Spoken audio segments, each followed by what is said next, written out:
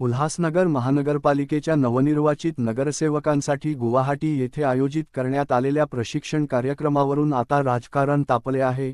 महापालिकेच्या प्रसिद्धीपत्रकानुसार 22 ते जुलै 26 दरम्यान 73 नगरसेवकांसाठी प्रशिक्षण वर्ग आयोजित करण्यात आला होता। या प्रशिक्षणासाठी सुमारे 65 लाख रुपयांचा खर्च मंजूर करण्यात आला आहे।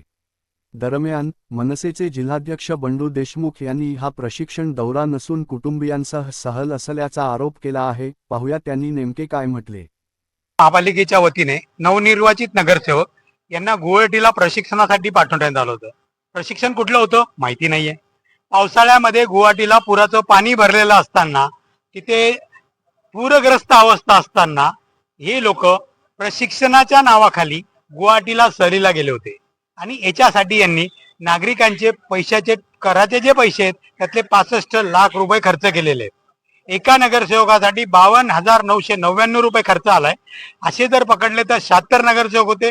40 लाखाचं बिल बनलं पाहिजे होतं, परंतु याचे नातेवाईक, यांचा मित्रपरिवार आणि यांच्या पक्षाच्या वरिष्ठ लोकांना खुश करण्यासाठी आणखी 25 लाख म्हणजे 65 लाखाचं एक काम एका संस्थेला दिलं गेलं होतं। त्या संस्थेचं नाव आहे अखिल भारतीय सामाजिक संस्था कोल्हापूर। या संस्थेला काम देऊन ही संस्था घेऊन गेली होती, पण तिथे कुठलं प्रशिक्षण झालं? जे प्रशिक्षण तिथे झालं ते प्रशिक्षण उल्हासनगर किंवा मुंबईमध्ये होऊ शकलं असतं। नागरिकांचे पैसे वाचू शकले असते, पैशाची बचत झाली असती। परंतु असं न करता आपल्या जीवाची गुवाहाटी करण्यासाठी हे सगळेजण गुवाहाटीला गेले आणि तिथे पिकनिक करून आले। विमानातले फोटो दिसले, पण ज्यावेळेस जे प्रशिक्षणाचे ते फोटो समोर आले त्याच्या मागचं काय हे बघा, प्रशिक्षणाचे फोटो त्यांच्याकडे असणार, कारण प्रशिक्षणाने फोटो लावल्याशिवाय ठेकेदाराचं बिल निघणार नाही। फॉर्मॅलिटी म्हणून का होईना प्रशिक्षणाचे फोटो काढलेले असणार आणि ते बिलाला लावले जाणार। ते तुम्हाला दाखवून काय होणार आहे? त्यामुळे ते बिलाला लागल्याशिवाय संस्थेचं बिल मंजूर होऊ शकत नाही।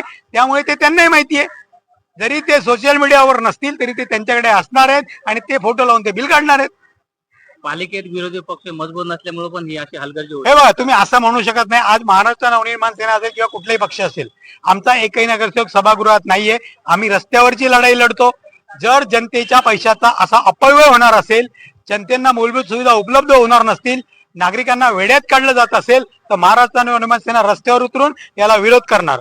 नंबर 2, भाजप आणि शिवसेना जर तुम्ही बघितलं ते एकमेकाच्या विरोधात सातत्याने भांडत असतात, एकमेकाच्या अंगावर जातात, सभागृहात एकमेकावर टीका करतात, रस्त्यावर एकमेकांवर टीका करतात, परंतु हे खाताना आणि फिरताना बरोबर असतात। हे पुन्हा एकदा सिद्ध झालंय। फक्त हे उल्हासनगरच्या जनतेला मूर्ख बनवण्याचं काम करतात। हे यांनी कुठेतरी थांबलं पाहिजे आणि मी जनतेलाही विनंती करीन, यांच्या मूर्खपणाला किती दिवस बळी पडणार आहात, यांच्या विरोधात आपण कुठेतरी आवाज उचलला पाहिजे। उल्हासनगर महानगरपालिकेने अजून विद्यार्थ्यांना शैक्षणिक साहित्य उपलब्ध करून नाही, परंतु यांना ह्या असा अपव्यय जो करतात पैशाचा, ते उल्हासनगर महापालिकेच्या शाळेमध्ये जे मुलं शिकतात ती गोरगरिबाची मुलं आहेत आणि यांना गोरगरिबाबद्दल कुठली सहानुभूती नाहीये। यांना असं वाटतं लाडकी बहिणीचे 1500 रुपये देतो म्हणजे आम्ही त्या परिवाराला विकत घेतलंय आणि आम्ही जे करू तो कायदा। आज शाळा सुरू होऊन जवळपास 2 ते 3 महिने झालेत।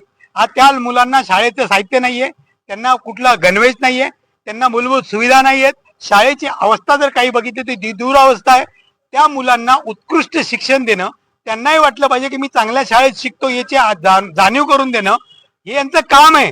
परंतु हे काम विसरून आमच्या स्वतःचं कसं भलं होईल, आमच्या नातेवाईकांची पिकनिक कशी होईल, आमचे वरिष्ठ कसे खुश होतील याच्यासाठी हे काम करतात। रस्त्यावर जायचं, एखादं काम असेल त्याची रील बनवायची, ती सोशल मीडियावर अपलोड करायची आणि आपल्याला व्ह्यूवर किती आले ते शोधायचे।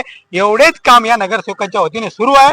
परंतु ज्या कामाच्या रील बनल्यात त्यातले किती कामं झालीत हे तुम्ही शोधपत्रिका म्हणून शोधलं पाहिजे, असं माझं मत। त्यांच्याकडे असं सांगण्यात आलंय की त्यांचा फॅमिलीचा खर्च त्यांनी स्वतःने केलाय। मला एक सांगा, ते जर बोलले की फॅमिलीचा खर्च आम्ही महापालिकेच्या पैशात नाही गेला, त्यांच्यावर टीका नाही होणार का? लोक यांच्या अंगावर जाणार नाहीत का?